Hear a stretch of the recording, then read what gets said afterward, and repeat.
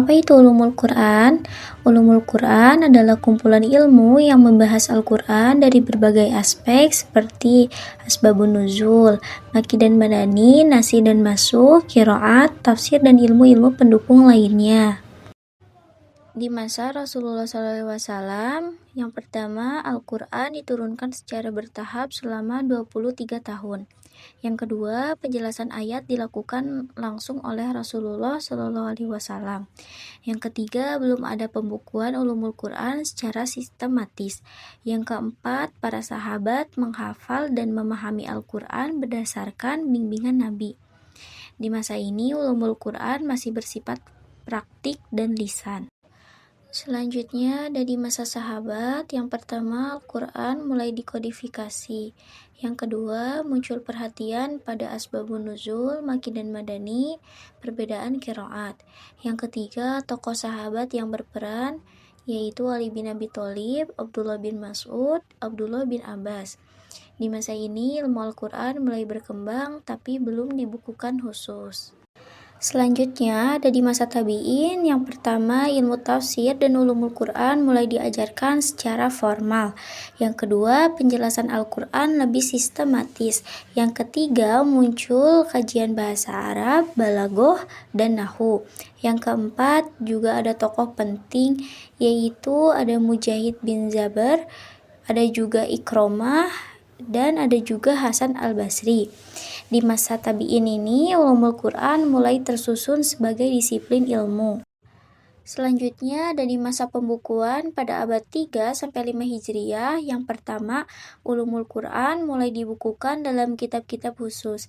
Yang kedua, ilmu dipisah menjadi cabang-cabang.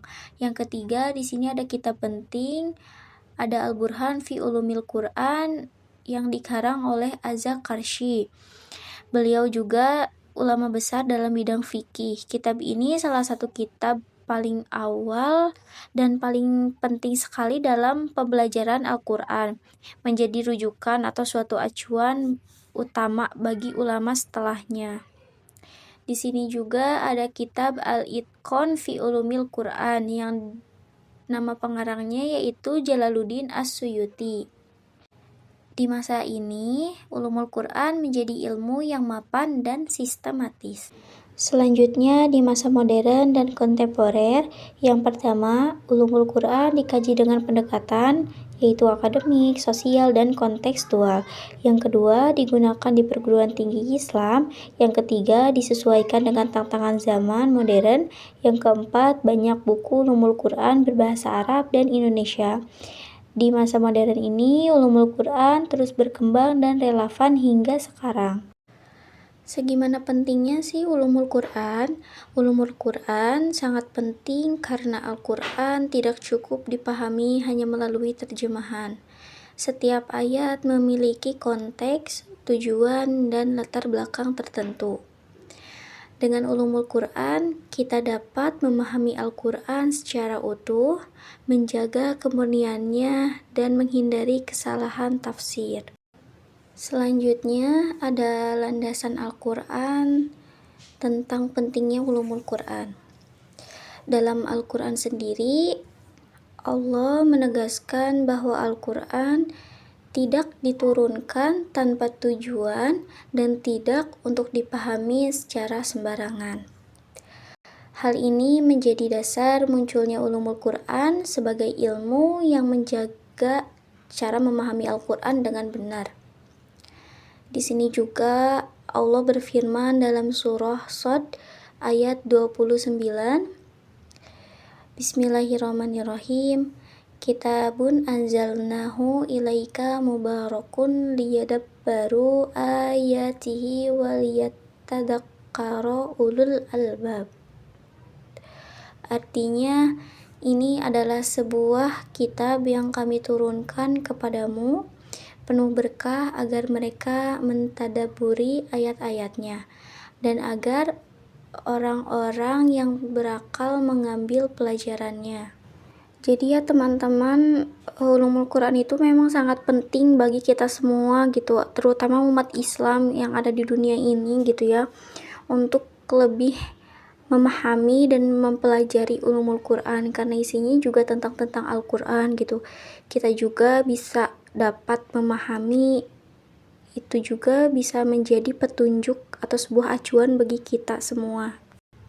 Nah teman-teman, di landasan Al-Quran surah Shad ayat 29 berikut menunjukkan bahwa Al-Quran harus ditadaburi, yaitu dipahami secara mendalam, bukan hanya dibaca. Dari sinilah ulumul Quran berperan sebagai alat untuk mentadaburi ayat-ayat Allah.